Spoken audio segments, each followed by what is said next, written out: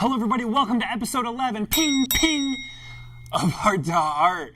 My name is Ben Hartley, and today's episode we're going to talk about, the number one focus of your business year one, and why. The number one focus of your business year one. Let's go this, like year one, month one, week one, this should be your focus when you get started in your business. And it may be common sense, but I need to explain why, right? I need to explain why, because I think the why is going to open up some doors here, because let's talk about a lot of the ways that you could focus your time. Year one of business. I think for a lot of people, that time and energy is being spent focused on your imagery, focused on like your craft. We'll say if you're not a photographer, focus on your craft, on your product. I totally believe in that as well. But there's something that I think actually comes first for a lot of people, because for some people they open up shop and let's be real, Michael, you kind of suck. I mean, I sucked when I started. Did you suck? Yeah, you probably suck too if you just started, and that's okay. We all did.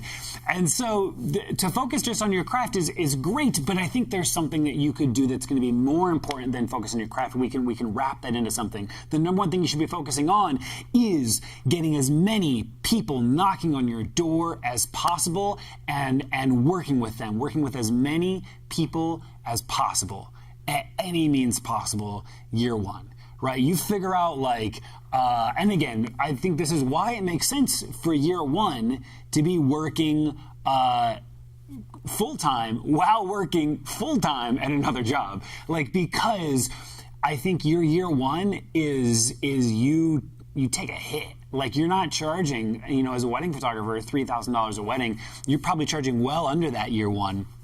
But you're working with as many people as possible. And so to supplement that, you've got to work maybe a part-time job. You've got to work something. And here's maybe my advice. Work a part-time job that allows you to make a consistent salary enough to just pay the bills, right? Then you pour everything you got into getting as many clients the door and working with as many people as possible for that year one. And here's why.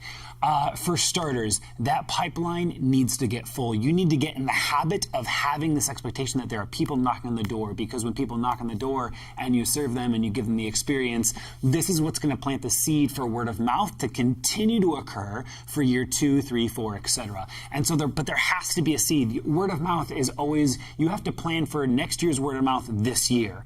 And so you've got to get as many people in the door to get that word of mouth happening, okay? So that's one of the main reasons. The second reason is this. You suck. We've already acknowledged this. I sucked year one. And so you need to be producing, working on your craft nonstop, getting better. But not only does your work suck, your client experience probably blows. Your ability to communicate your value over the phone probably blows. Your ability to even communicate your value in your emails and on your website and in person, it needs work. It needs honing. And the way that you're going to get better at it is through practice. And so year one, you are talking to as many people as possible and finessing and learning and understanding, how do I convey this? How do I actually convey the value that I have to people? And you keep testing stuff and you learn and you test and you learn. So let's keep talking about testing and learn. Year one, pricing.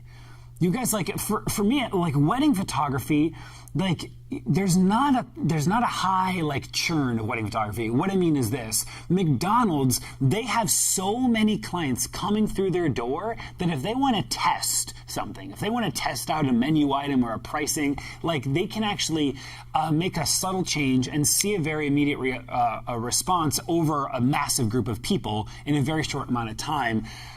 For wedding photographers, the amount of times that I even have the opportunity to actually explain my pricing to a client and have them see it and then receive that feedback to then go back to the drawing board and rework my structure or rework my strategy or rework, my pricing system in terms of when should I raise or take away. It's very few and far between. And so we need as many opportunities to test out different models, test out different processes, see what works for us, see what works for our client base, make little tweaks.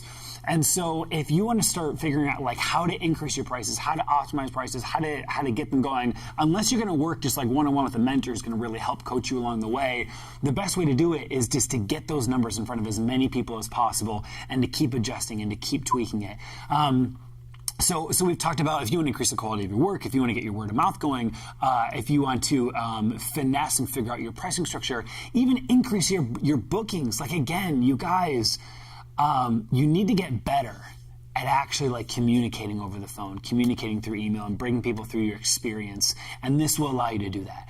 And so year one, like so much of your energy, I'm talking a disproportional amount of your energy needs to be spent focusing on who already has your leads and how you're going to work alongside them, give them value. I'm talking about other vendors, other people, other communities, other spaces that already have your leads, how you're going to give that space, that vendor, that community value in order to step in and come alongside them, right? So like venues, wedding planners in my world, other vendors who are out serving that same client base, but they've been in business longer and they already have a full pipeline. How can you provide that individual value, right? So you need to be spending a ton of time meeting with people face to face, new people every week, 3 people every week that you're connecting with, and you're just showing up and you're just caring for them and you're giving them value, right? The next thing is you need to be spending a disproportionate amount of time, in my world, at bridal shows. Just like at bridal shows, you're going to be coming in under market in terms of your cost. And you're going to be able to scoop up a ton of people at bridal shows and be able to serve them. You're going to be spending a disproportionate amount of time and money, probably even on Facebook ads, Facebook and Instagram ads, running ads for free portrait sessions, running ads for sample products, running ads to get people, again, in the door, experiencing what you have to offer, and for you to continue to test and to learn and to provide them value. I think those 3 things is where you're going to be spending so much of your time in year one, and it's right. I think actually one more thing on this note, because I think a lot of people want to focus on brand, and I think that brand is so important, but this will allow you, here's the problem with year one focusing all of your money on brand and your time on brand, because a lot of people want to get out the gate and hire a designer to come up with some great brand and a logo and a look and a feel and a website like year one. I see this happen all the time, but what'll happen is this: you will do that, and then you're going to work your tail off, and you're going to get your pipeline full, and you're going to get all these people through your door in year one, and you're going to take this advice, and then you're going to get to end of year one and realize that it's all shifted, that you've understood a little bit more about your ideal client, you've understood a whole lot more about yourself and what you actually want to be doing. You're going to understand a lot more about what your style is, what your aesthetic is, what is the problem that you solve for your client, and then you're going to have to redo it all, and you're going to go through a rebrand.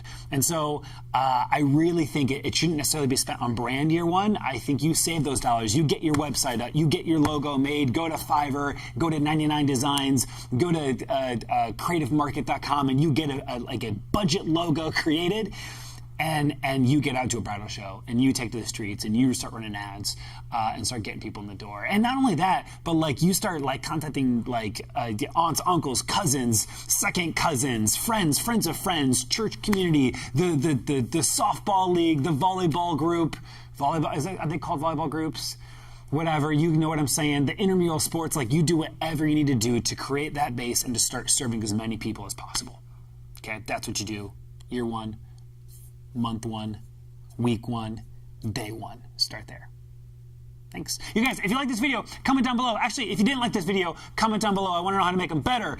If you like this video, though, tell me. But leave some remarks. And then do me a favor. Subscribe. Share this channel. I would love to get more people viewing this. So share this channel. It would mean the world to me. While you're at it, ring that little bell so you know when a new video goes live. My name's Ben Hartley with 6 Figure Photography, Sound Story Creative. And do what you love. New podcast coming out. By the way, I like to play Fruit Ninja when I talk. I feel like I'm always doing do you know what I mean? You guys, we'll see you next episode. Bye. I would do anything just to get you back again. I would do anything at all. I know I'm not innocent. You deserve a better man. But let me just hold your hand once more. Ooh, ooh, ooh. wanna take you out.